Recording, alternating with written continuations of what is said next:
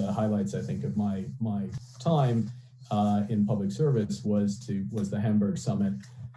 Not because of the riots, which were fantastic, I have to say. They were like some of the best riots I've seen at a G20.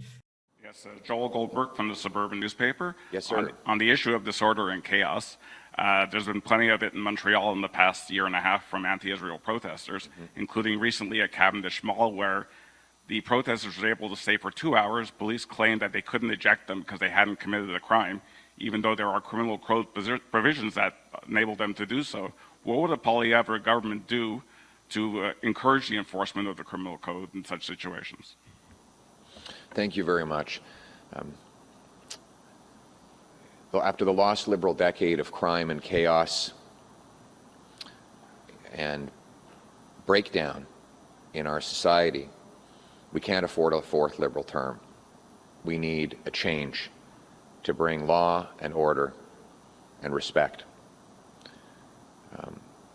I want to condemn, first of all, the Liberal approach of dividing Canadians. We see Mr. Carney playing Justin Trudeau's trick of saying one thing to one group and exactly the opposite to another, inflaming sides to cause division while refusing to enforce the law.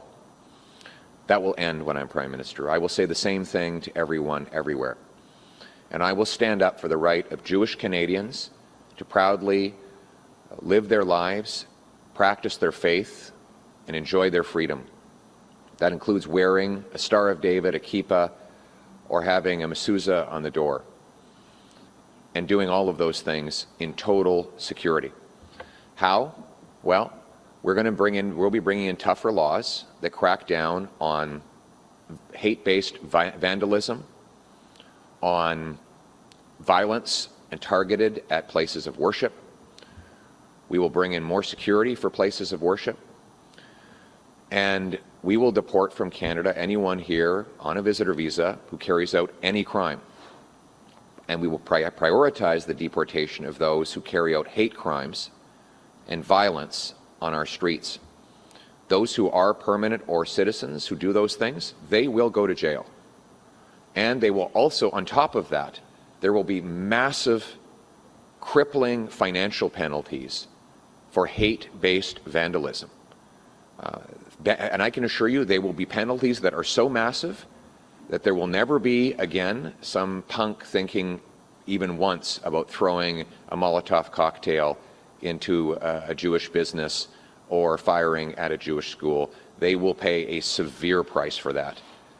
My message to the Jewish community, change is coming, and that change will mean you feel safe, you feel respected, you feel at home again in Canada.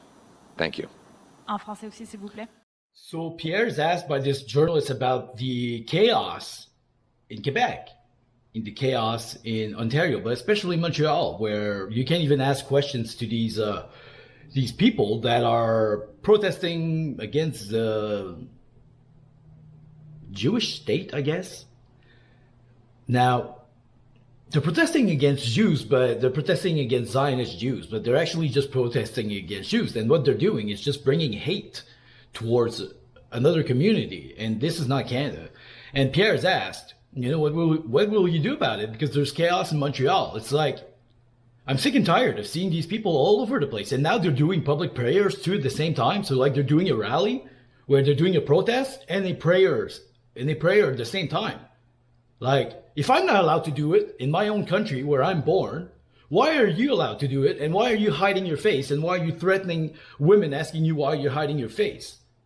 You hide your face when you intend to commit crimes. That's why you hide your face.